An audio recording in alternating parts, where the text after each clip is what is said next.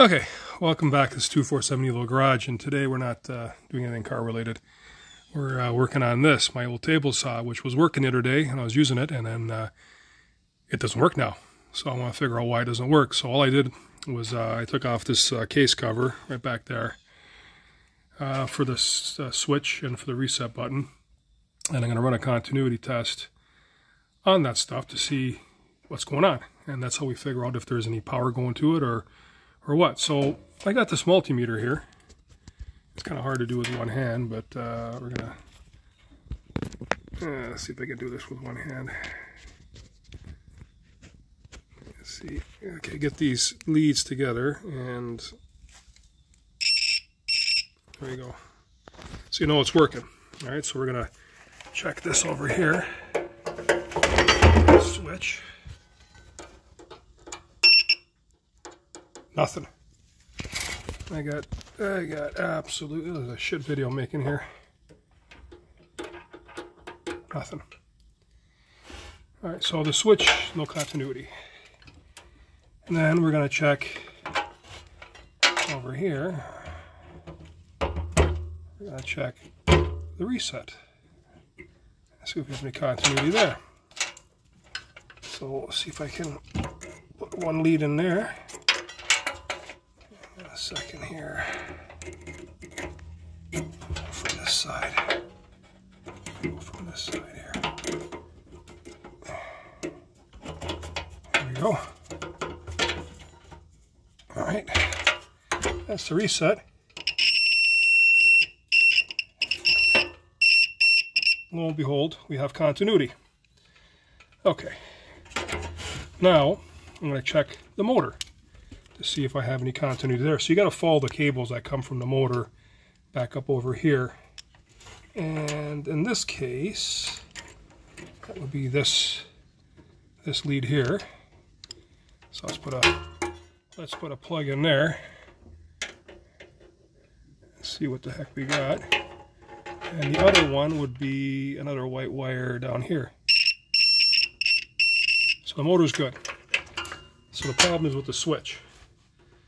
So I'm going to fiddle around with that, maybe take the switch out, but I see some ground wires down there. I notice there's a loose nut on the ground wire, so that could be the problem too. So let me tighten that down and see if I have continuity on my switch at that point. Alright, I'll be right back. Alright, well that's the inside of the switch. Just have to pry back on those two tabs, and it looks like it's kind of caked with sawdust. So I'm going to clean this up first and see if I can't make it work at that time and get some continuity. If not, I'll just order a new switch. Well, okay, I took the switch apart, and I noticed there was a little bit of crud on the contacts, so I removed the crud.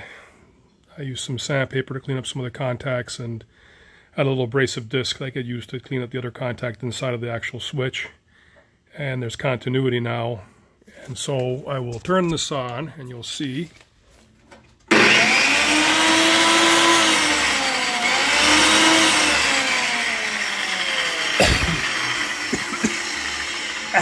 Dusty. So the saw is not fixed. Now again, don't do this at home. This is for demonstration purposes only. I'm not a professional. I'm an idiot. But I'm an idiot who figured out how to fix my saw. The switch over there, for whatever reason, I tried putting it in the other way, even reversing the wires, but on is off and off is on, but whatever, it works. It's a very simple job. You just got to take the multimeter and check for continuity on your plug, on the end of your plug first, and then follow it back to the switch, and then go to the reset, and then check the motor, and you systematically eliminate what could be the problem with the actual saw. And in my case, I didn't have continuity at the plug end, and so I worked it back to the switch, no continuity there, but the reset had continuity and the motor had continuity. So I knew those two components are good. It's a very simple, basic machine. It's just a motor instead of a case with a blade on it. It's not complicated, but you got to follow proper safety protocols, and you got to do the proper diagnostics. And again, you know, unless you know what the heck you're doing, don't do this at home. And even if you do know what you're doing, make sure you know what you're doing. And in my case, the switch itself, I took it apart. It was a very simple device. You can see earlier in my video. All it needed was to have the contacts cleaned inside of it, some sawdust blown out of it, and we're good as new. So in any case, it would have been a $12 repair.